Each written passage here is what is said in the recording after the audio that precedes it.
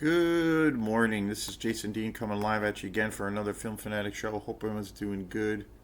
It is Sunday at 9:59. Pretty beautiful morning. We had a lot of crazy rain last night, and well, pretty much all during the day. I had a I had a gig yesterday where I was down at the we were playing at the Camden Yacht Club, and it was right on the water, beautiful location, and it was like a kind of a memorial service, celebration of life gathering, and the person who had passed away was really into reggae music, and so it was a mournful gathering, but they also wanted it to be very upbeat. And also like a celebration of the things that this person had loved, and I guess he was really into reggae music, and I knew him a few years ago, or quite a few years ago. I used to work at this restaurant, and he used to come in all the time, and he was like one of the nicest guys, and I didn't realize it was him who had passed away, but I guess he had been sick for a while. But evidently he was a really big fan of reggae music. So I had another friend another drummer who I've worked with a lot over the years, doing different events and different shows and concerts, and we've also played together a bunch. And he's a fantastic musician, and so he put this all thing together for us, and basically put together this band of where we put together this band to play a whole night's worth of reggae music, and it was interesting because the three of us, uh, the guys in the band, my friend Ronnie and also Glenn, are all like just incredible musicians, but we've never all played together, and we've all have these different things. I've played with Glenn a bunch of times, and different bands and things like that, and then also with Ronnie we had a band for a few years, Bone Broth, and so we had but we never all played together, and we never played reggae music, and so it was kind of an interesting experience. But we were setting up, and it was just like torrential downpour the whole time, and then by the end of the night, towards the end of the evening, one of the most beautiful sunsets I've ever seen, and because we were right on the harbor, and it was a pretty awesome experience. We were there. It was a long day. I mean, we were there from I got there around 2:00, and I was there till about 10. So it was a pretty long day, but it was fun and pretty mellow for the most part. But it was nice, and the setting was gorgeous. I mean, it was like went from just torrential downpour all day to like this. Once the skies opened up and it cleared, it was amazing. I got some really great photos. But anyway, I am been the last few days was trying to coordinate with a couple of friends to go to the movies, and I think we're going to do that tonight. So I'm excited. And so this is just a quick little review, or not a review, but a little talk of this movie. Sometimes when I'm going to see a movie, I'll put up a little, video talking about, my anticipation maybe for that particular film, or if I've seen the trailer, or my thoughts on the director and what have you. So this that's what this video will be about. We're gonna go see Bring Her Back, and I think we're gonna go see the later show, like 6:40 tonight at Flagship. A lot of the times we go to Flagship only because they have they have you know a lot of movies playing there. It's a multiplex, but then they also have tons of times that the movie is showing. So it's it's really convenient for people's schedules, like because it's if they have a movie, especially a brand new movie. Bring Her Back just came out. I think I think it came out last weekend. I think it's been out for a week. And so when they have a new film there in rotation, they always have, a bunch of times, daytime, nighttime, matinees to choose from. And then the films are usually there for quite a while. So it's really convenient. And some of the theaters are really nice inside that particular theater.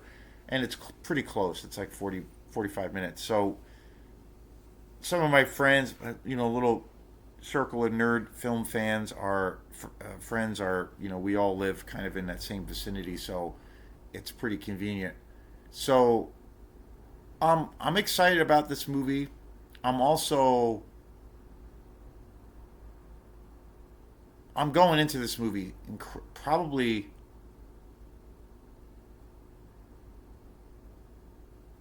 one of the I'm going to this movie totally cold. Like I literally don't know anything about it. I've heard some people say in quick little reviews, or little things that pop up because I watch a lot of movies, but then when I'm on YouTube, I watch a lot of YouTube, and so I get a lot of. I always try to, even though most of the time I watch a lot of older films, and lately I've been doing a lot of reviews on films from the '70s like I normally do, but I always try to stay current, and I always try to stay up on new things that are coming out. So I've seen quite a few movies, newer films, and that's always a blast. But I always try to keep my finger on the pulse as far as new films that are coming out, and especially with new horror films. The last horror film that I saw in the theater was Sinners, and I did a big show on that. And so with this movie, again, I'm going into it really, really cold. Did not see any trailers. Didn't read any reviews. Didn't see any reviews. All I've heard about with this movie, Bring Her Back, is that it's supposedly very, very disturbing, and it's an A24 film. So that's pretty good. That's a kind of a check in my box or boxes. We'll see. Sometimes movies that come out these days are a lot of times they're described as like completely shocking and just horrifying, and the best movie in 5 or 10 years. Like sometimes movies are. I notice sometimes movies are a little bit. I mean, things always get hyped up sometimes. Depending on the campaign, and then you have those. Like certain films for me that I discovered that came out, like 2024 was an awesome year for horror films. And one movie that was so hyped up and so talked about, and mostly got all kinds of reviews, but it had such a huge campaign around it, was Long Legs with Nicolas Cage, my favorite actor, and it was directed by Osgood Perkins. And that movie was so hyped up and talked about. And I heard some people on both sides of the spectrum where people did not really like that film, and then some people really liked that film. There weren't a whole, and I noticed sometimes, I don't know, it's probably due to how people are these days. Like they like to cause controversy. They like to, um, well, we live in a time of where everything is used as clickbait, and usually like examples of that whenever that happens is like a lot of the times, and it happens every day, and it just totally annoys me and aggravates me. But a lot of the times on YouTube and videos, they'll the person who's doing the video will post this thing about, oh, the most controversial movie of all time, or the best movie of this year, or the most this or that.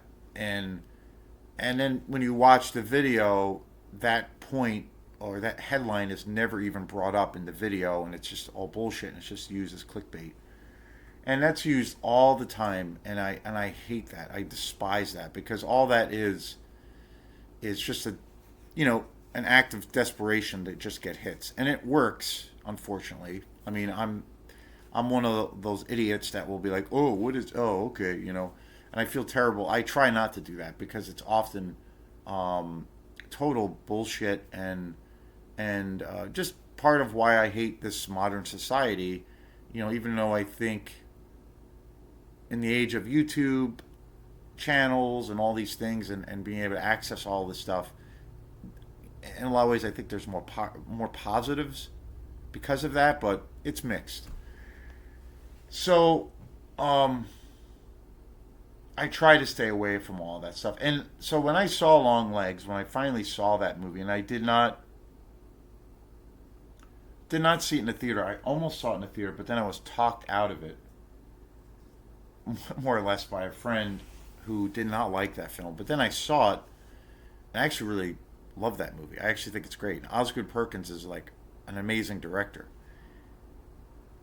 He did a movie recently called The Monkey, which was definitely, like, as far as newer horror films, the best one I've seen this year. And this year has been really slow. 2025, I don't think has been a very good year. You know, Sinners was good, but I just had that movie was so hyped up, and I think in a lot of ways it was accurate. The hype around it, I think that movie is a very good movie in a lot of ways. But I don't know, I had a lot of issues with that film also as well. But you know, but it was good. And then the other movie I saw this year, which was a disaster, total disaster. The biggest disappointment that I of a movie that I saw this year was The Wolfman by Lee Winnell. That movie was just a total piece of garbage. So this year's been pretty rough, I think. And Sinners was a good movie.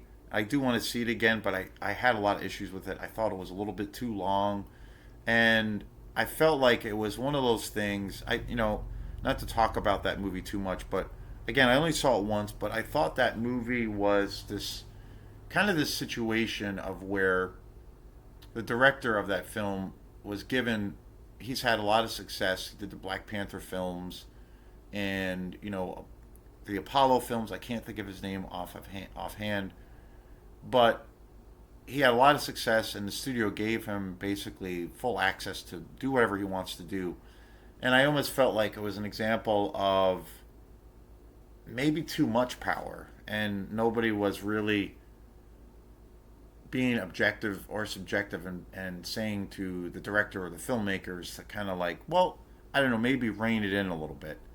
Maybe it's a little bit, it's going off the rails. Maybe you're throwing too many things in this recipe. I don't know, because I think that's happened. I mean, that happened with Todd Field with the Joker, coming off a massive, massive success with the Joker, and then the studio giving him all the money in the world to make the sequel, which was that movie is just awful, an awful film watching experience. I don't know what went on with that. I mean, not even I can't even compare that to Sinners in any way. But and then also Beau is Afraid, which was also an A24 film by Ari Aster, which is a great. He's an awesome director, but that movie was it was the same situation. He brought tons of success to that studio A24, and the studio just kind of gave him keys to the kingdom to do whatever the hell he wants to do, and that movie I think was a disaster. So it happens, and I think that's happening more now. And there hasn't been this balance. Like you want the directors, you want the filmmakers to have as much control as they can get, and keep their vision, but really bring their vision to the table and to the screen. But there has to be someone in the camp or camps like that's objective or subjective. There has to be some kind of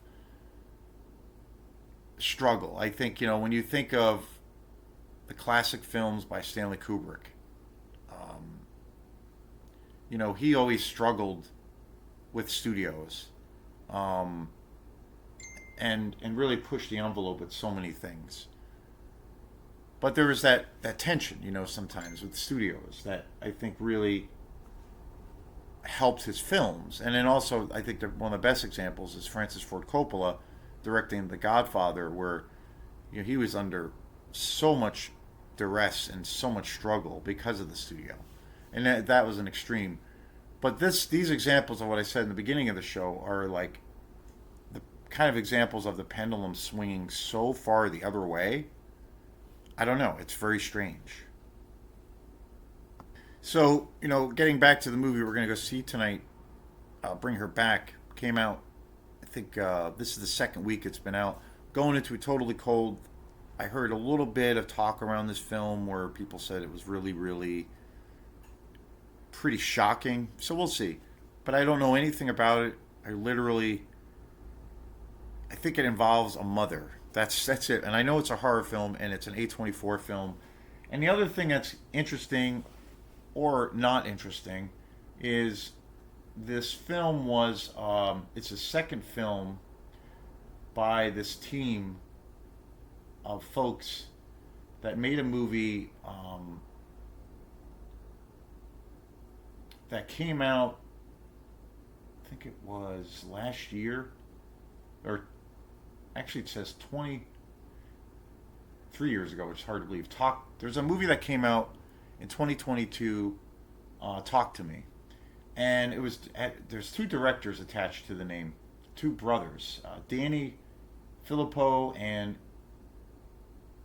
Michael Filippo. And apparently, these two filmmakers, these two guys are, or were you, or I think they still have the channel, but they are YouTube channel guys. They basically have a movie channel, and I think it's a horror channel. I've never actually checked out the channel, but I want to. And these guys have had this movie horror channel for many years. They're very popular, and they always had these aspirations to make horror films themselves. That's also happened in the other. That actually is a new thing that's kind of been happening where there's been other YouTube people that have also become filmmakers. That have movie channels, horror YouTube channels, which is kind of interesting. I guess probably the most talked about YouTube guy that has kind of made that leap is Chris Stuckman. But there's been a few other examples of that, and Talk to Me is a movie that, again, that movie was really really hyped up. I heard it was really great, and I saw it only once, and I did a review of that film, and I thought there were things about it that were good, but then I also felt, I don't know, I felt like it was also kind of a letdown in a film that was a little bit overly hyped. I felt like I do want to see it again. I think as a film, and like from the technical aspect, it's very well done. It was really well written, kind of a cool story. It does have something a little bit different to it's a well, I guess essentially like a possession movie, but it does something a little bit different. The writing was really good. The direction was really good. It was definitely a beautiful looking film, but I ultimately came away from that movie thinking it was a little bit overrated and it wasn't very satisfying. It felt like there wasn't anything where, I don't know. I do want to see it again, but I wrote a review. I did a show on this movie a while ago after I saw it, and I basically said that as far as what I remember saying in this movie review was that the big surprise of that film was kind of like, I felt like it was let out too quickly, and that there wasn't this area of suspense building that made it more exciting, and ultimately it was a little bit predictable, and but there were more great things about the film than any negatives. But again, I've had that happen where movies that I see once I don't really like, and then and then I see it again, and then it grows on me, and I'm like, what the hell was I thinking? This movie's really great. Sometimes it's the state of mind that you're in when you watch the film, or there's variables. Obviously, it doesn't happen all the time. I do believe when I'm watching a film, I kind of rely on my gut instincts on how I'm feeling about a film. I try not to like intellectualize anything, and I usually always, when I see a new movie, I typically, like I do with this channel, I always sit on the movie, whether it's something I've seen in the theater or something I've seen at home. I always basically see the movie and let it resonate with me for a day or two, and then that's usually when I will do the show. And for me, it usually takes a little while for it to kind of settle in, or to like you know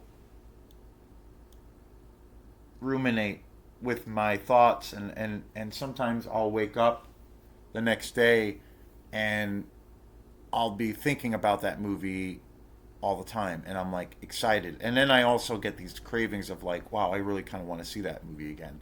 Or other times I will be like, I totally forgot it. I call it sometimes the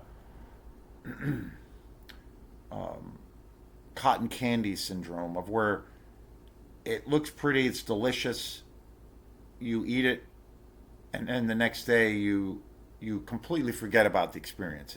There was no substance to it, and sometimes that happens to me with films. But I'm always willing to give things a chance. I mean, certain movies that you know, there were things I kind of liked about it, and I'm like, I didn't really like it. But there were things that I was like, I kind of want to like this movie, or or it's a weird thing. But then I watch it again, and then I'm like, no, it just gets worse and worse. For me, a great example of that is Ridley Scott's Prometheus. That was a movie that, for a long time, I had mixed things about, and there were things about it I thought were cool and original. And the more I've watched that movie, the more and more I just can't really stand that movie. So it's a weird experience. And two examples of that kind of happening recently, to a degree, is the movies that people always are always talking about all the time. But two recent experiences that kind of entail that kind of thing was, there's a franchise that is always talked about all the time, the Terrifier movies, which I don't know, I'm the odd man out when it comes to those movies. I'm not a big fan of those movies, and I hear everybody and their grandmother praising those movies. And there's three of those films, and each one just gets more and more hyped. But honestly, I will say I have not seen the other two. Maybe someday, but I'm not really. I don't know. I've only seen the first one. I'm just not really interested in seeing the other ones. There's a lot of other movies I really want to get to. And the other thing that turns me off to that is that the second one I heard is like excruciatingly long. So, and I'm just not really down with the whole universe with the Terrifier movies. I know I saw the first one and I thought, okay, this got some cool things about it. I liked that movie kind of when I first saw it. I was entertained. I like the clown. I like Art the clown, the main character. But everybody and their grandmother has like propped this whole franchise up and this whole character up as being this, one of the new kind of contemporary faces of horror. Right up there. Putting Art the clown right up there with like Michael Myers and Freddy Krueger and Jason Voorhees and Leatherface and Pinhead and I just don't get it. I mean, I think Art the Clown, when I first saw the first Terrifier, I thought he was great. I liked his character. And the kills in that movie were insanely brutal and gory. And so that was cool. Those were checks, in my column. And I thought the gore, the use of practical effects. The director of those films, I can't remember his name, but he also had a big background. I guess before he became a filmmaker, he was an effects guy, so he made all of those effects pretty much himself, and everything is practical. So that's another huge bonus for me that I really love. So I talk about movies, even if movies I don't really like. I try to see that there's I want to acknowledge. I don't just. I try not to be, I don't know, vicious. Sometimes it happens with people who review movies where they can't really, if it's a mixed bag, they can't really look. Their experience isn't a mix. Is if their experience around a film is a mixed bag, they can't really, give some good things about the film as well, and be fair, because I don't want to trash a film. There are examples of where, even a film that I was really, really, well, it made me angry, and I had a strong reaction to it. But Alien Romulus, I had a really strong reaction with that film. But I still acknowledge, I think Fede Alvarez is a great director.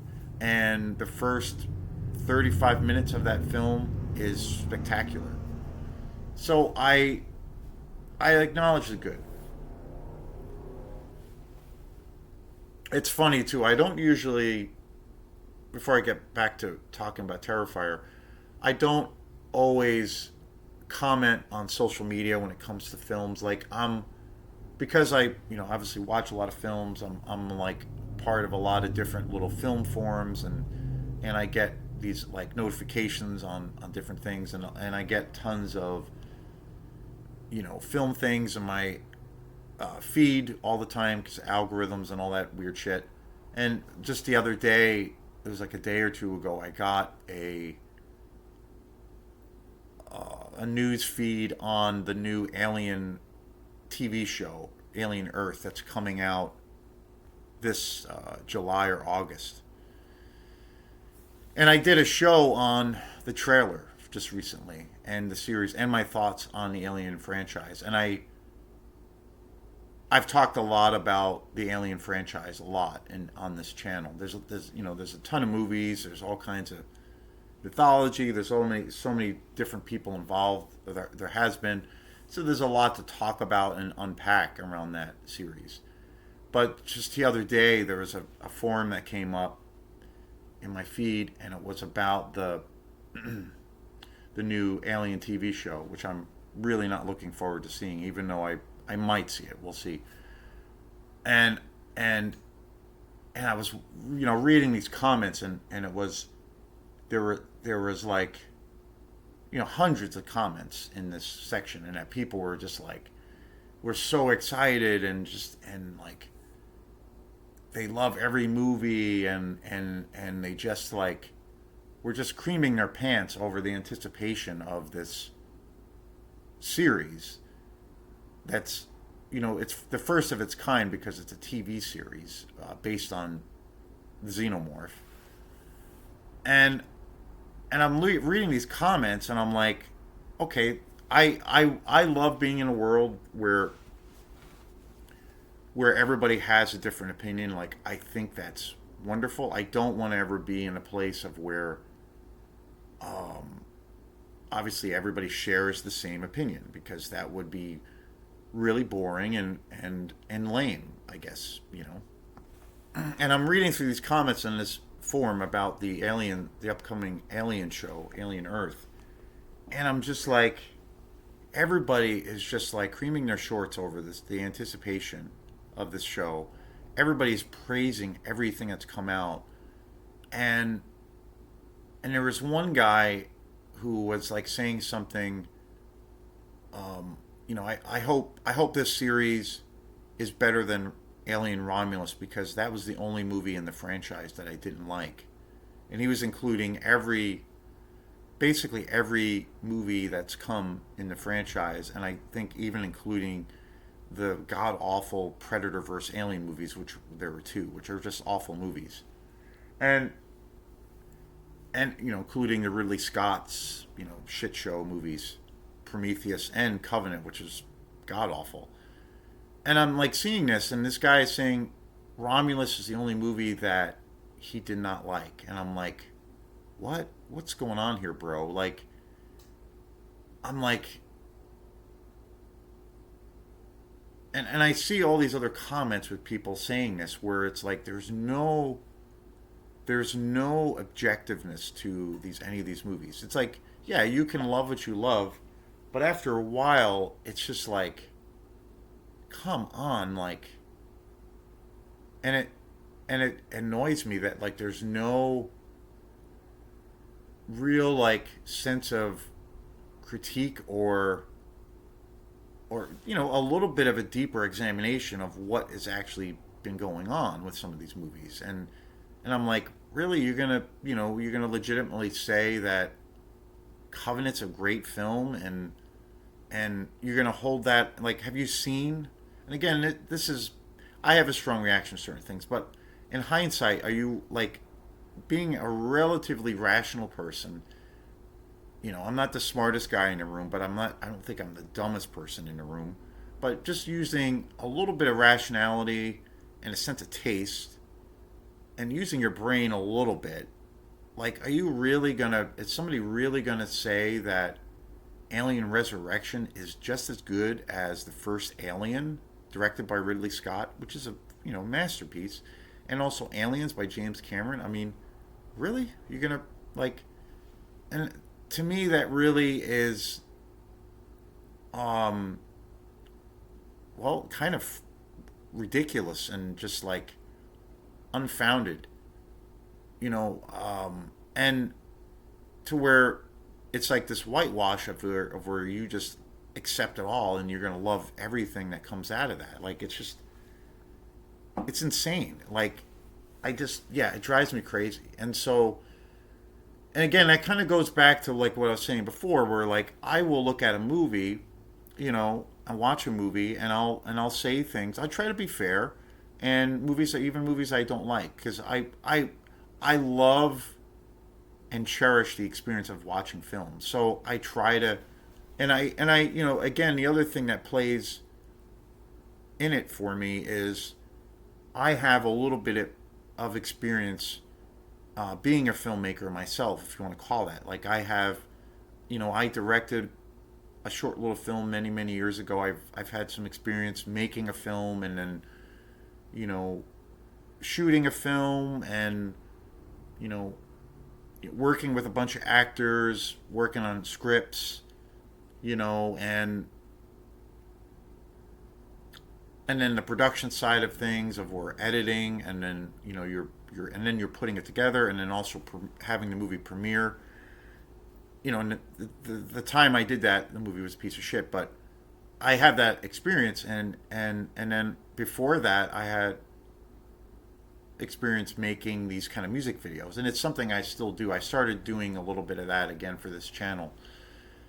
So I know how hard it is to be a filmmaker. And through that process of when I attempted to be a filmmaker, I not only was it hard, incredibly hard and expensive, but it was crazy, and it was so much to think about. But the thing that I got out of that experience was that it gave me a whole newfound respect for the art of filmmaking.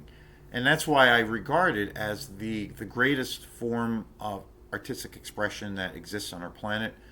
And I also feel it's the most, when you see a good film or a fantastic film, you are it completely transcends the mundane for that person, at least for me. Like, all the senses, everything. It's total escapism. It's everything. And I don't think any other art form encapsulates all of those things. So after being a filmmaker, it gave me a whole new respect for film, and realizing how hard it is to make a film, how complex it is, all of the different things that person needs to worry about, multitasking at such a high level that you can't really comprehend it. So it gave me a whole newfound respect and love and an admiration for the art of filmmaking. So I try to like apply that, my little stupid experience that I've had, I try to apply that, and that's in my DNA at this point. When I watch a film and realizing it's super fucking hard to make a film. And so whether it's a big budget or a small budget film, it's incredibly fucking hard. So and so I try to like be objective and subjective about it. And I commented on this forum of like saying, well, I really think the rest of these movies, like, come on, guys, like, get with the program. Like, you know, I mean, and I basically said, I was a little bit harsh, but I basically said, you could take any of the other movies in the franchise, with the exception of the first two, which are masterpieces, and flush everything else down the fucking toilet. That's a little bit harsh, and I realize that, but I feel passionate about what I'm saying, and because those movies and the art of filmmaking is such an inspiration for me. And with my band Quantum, massive, massive, and I found that weird little outlet through that band. So I don't have a desire to be a filmmaker anymore.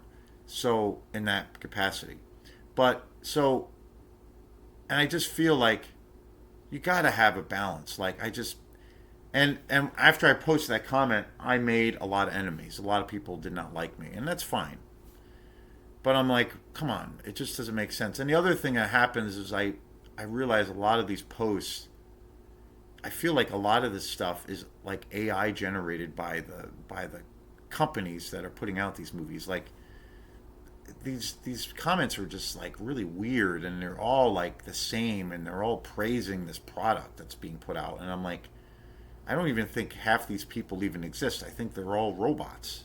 And I think it's a lot of these forums that I'm a part of, which I try not to be a part of because this always happens, is I really feel like a lot of this stuff is all AI generated and it's not real. So very weird. But anyway, I'm going to be going to see this movie tonight, and I will do a review. So stay tuned for that. I'm kind of excited, and I'll probably do the show in a day or two, very very soon.